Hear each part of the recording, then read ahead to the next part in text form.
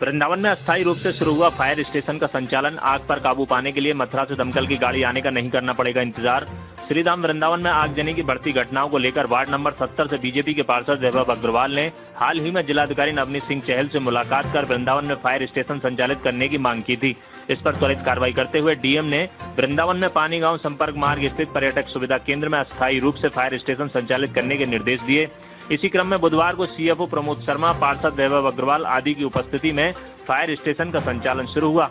गौरतलब है कि वृंदावन में आगजनी की घटना होने पर मथुरा से दमकल की गाड़ी आने में काफी समय लगता था, लेकिन अब अस्थायी रूप से ही सही स्थानीय स्तर पर फायर स्टेशन संचालित होने से आगजनी के मामलों में काबू पाने पर काफी मदद मिलेगी।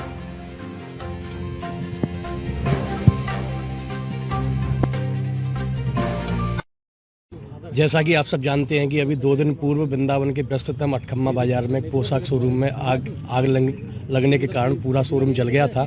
और चूंकि गर्मी है और गर्मी में इस तरह की घटनाएं प्राय होती हैं, और हम सब ये जानते हैं कि मथुरा में फायर स्टेशन है और मथुरा से वृंदावन आने में लगभग 1 से 1.5 घंटा लग जाता है और इतने समय में जान माल की हानि हो जाती है। तो कल इसी उद्देश्य से कल हम जिलाधिकारी महोदय से मिले भी थे।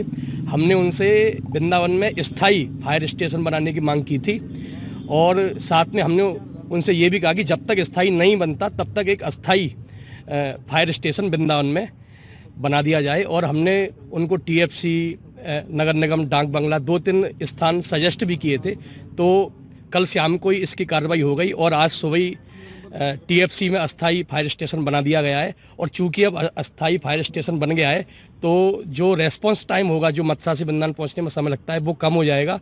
और चूंकि अब अस्थायी बन गया है तो हम इतने पर ही नहीं रुकेंगे। अब हम पूरे अपने प्रयास से और पूरे दमखम से हम इस प्रयास में लगेंगे कि वृंदावन जैसी प्रमुख जगह जहाँ लाखों करोड़ों तीर्थयात्री आता है, एक से एक वीआईपी आता है, प्रधानमंत्री, मुख्यमंत्री, हर व्यक्ति यहाँ आता है, ऐसे महत्वपूर्ण स्थान पर एक परमानेंट फायर स्टेशन खुले जिससे कि वृंदावन में इस तरह की घटना हो तो उस पर तत्काल काबू पाया जा सके। इस उद्देश्य में अब हम मुख्यमंत्री जी से या हर स्तर पर जो भी हम कर सकते हैं इस कार्य में लगकर अतिशीघ्र हम परमानेंट फायर स्टेशन खोलने की दिशा में काम करेंगे। वृंदावन के अंदर जो आगजनी घटनाएं वो काफ़ी बढ़ रही हैं और बाहर से जो श्रद्धालु हैं, बहुत दूर दूर से श्रद्धालु यहाँ पर आते हैं और विदेशी श्रद्धालु भी हमारे पास यहाँ पे वृंदावन में रहते हैं और काफ़ी कंजेस्टेड एरिया है। दूसरा जो हाई राइज बिल्डिंग है वो यहाँ पर हैं।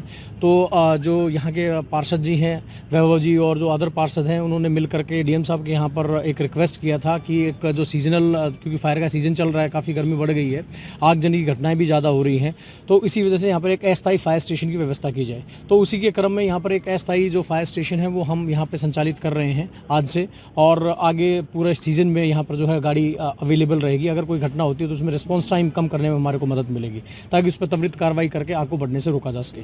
जैसा कि आप जानते भी हैं, पीछे भी एक पोशाक की दुकान में आग लगी थी और पहले यहाँ पर एक जो गारमेंट की दुकान थी नगर निगम चौराहे के पास में, वहाँ पर भी आगजनी की घटना हुई थी और लोगों का काफ़ी नुकसान होता है।